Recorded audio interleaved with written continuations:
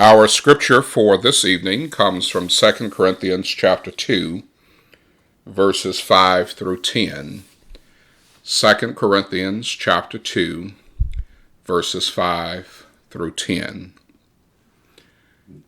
In our last discussion, we talked about emotional manipulation, specifically how Satan can take advantage of us through his various devices or schemes, the many ways in which he seeks to wreak havoc on us can take some considerable amount of time to talk about and discuss. But we discuss our emotions, and how Satan can emotionally manipulate us and cause us to sin or to keep us in sin. Tonight we want to look at 2 Corinthians chapter 2, verses 5 through 10, because one of the emotions that is hard to let go of is when we're angry and bitter, especially when someone has done us wrong. Over the years of my preaching, when I have preached about things like forgiveness, loving our enemies, something along those lines, I almost always have someone who will say to me, "But preacher, you don't know my story. You don't know what someone has done to me. And it's just not that easy to forgive." Well, let me give you a real life story and tell me what would you do in this situation. Back in 2007, an Iranian 18-year-old was killed in a street fight. The person who killed him was tried, and it was determined that he was to be hung. Iran has the most executions of any country in the world. China could possibly have more, but they don't report their data. One of the things they do in Iran, which those who are seeking vengeance could probably love this, is when they put the noose around a person's neck and they're standing on the chair, the victim's family are allowed to kick the chair from under the criminal, thereby completing the execution. Balal, that's B-A-L-A-L, had the noose around his neck, standing on the chair.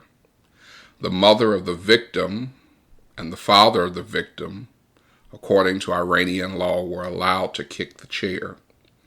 Just as it was time to do so, the victim's mother ran over to him, pulled the noose from around him, and said, "I forgive you."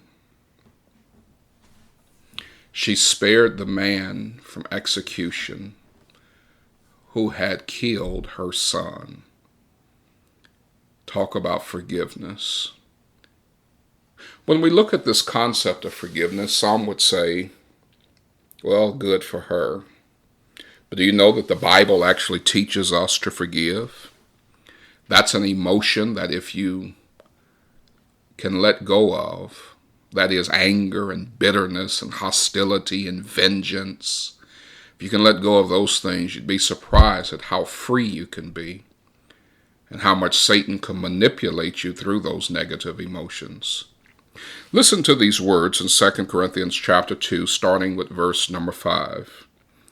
"But if any have caused grief, he hath not grieved me, but in part, that I may not overcharge you all.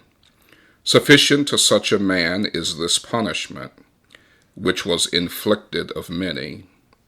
So that contrariwise ye ought rather to forgive him and comfort him, lest perhaps such a one should be swallowed up with overmuch sorrow. Wherefore I beseech you that you would confirm your love toward him. For to this end also did I write, that I might know the proof of you, whether you be obedient in all things. To whom ye forgive anything, I forgive also. For if I forgave anything to whom I forgave it, for your sakes forgave I in the person of Christ. I recognize that when we read the Bible, in particular the King James Version of the Bible, passages such as this appear on the surface to be difficult to understand. So allow me to break these few verses down and help to illustrate some of the very simplistic meanings mentioned in 2 Corinthians chapter 2, verses 5 through 10.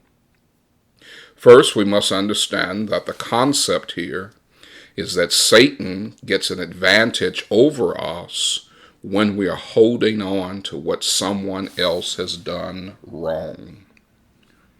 Let's look at these verses and better understand how to not be victimized by Satan, who seeks to take advantage of us at a time where we're angry and bitter and feeling vengeful.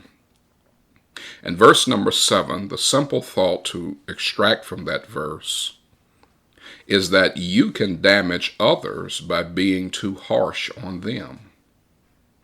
Isn't it ironic that we feel like we are victims, but being overly harsh, unforgiving, unwilling to let go can actually hurt another person? May not necessarily be the person who hurt you. It could be someone close to them.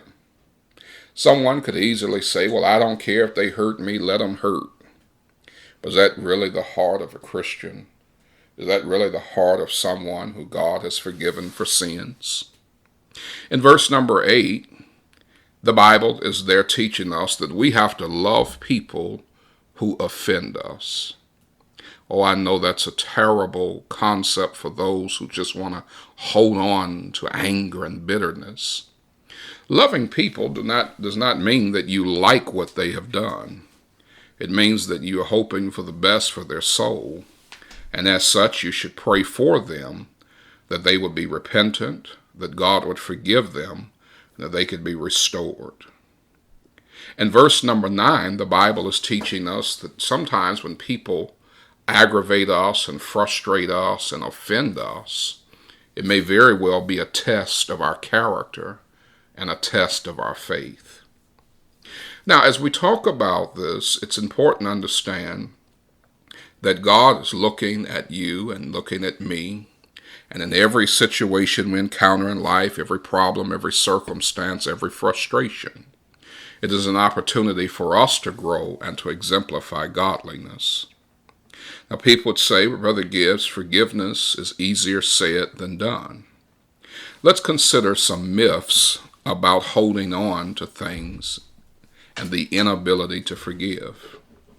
Myth 1, people says forgiveness lets the other person off the hook. Well, not necessarily. Because first of all, people have to answer to their own conscience. And even if they don't answer to their own conscience, they are accountable to God. Second, people will say things like, holding on to the anger and the bitterness, it feels empowering. I feel like I'm in control. Well, that's deceptive, because the devil wants you to experience all those negative emotions and believe you're in control, all the while manipulating you and putting you in a way that is less than the holiness and righteousness of God's standard and character.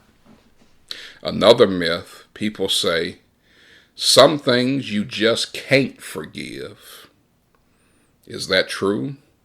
Or do you just believe that to be true? How many things has God forgiven you for?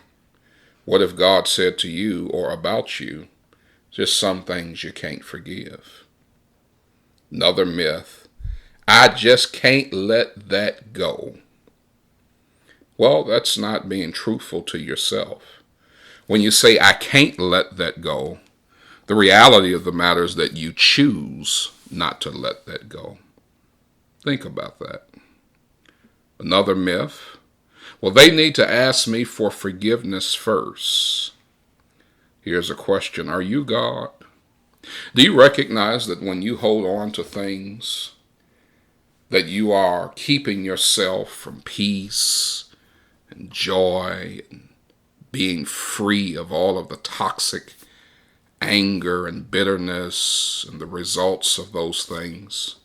Why don't you free yourself? And whoever or whomever has offended you, forgive them even if they don't ask.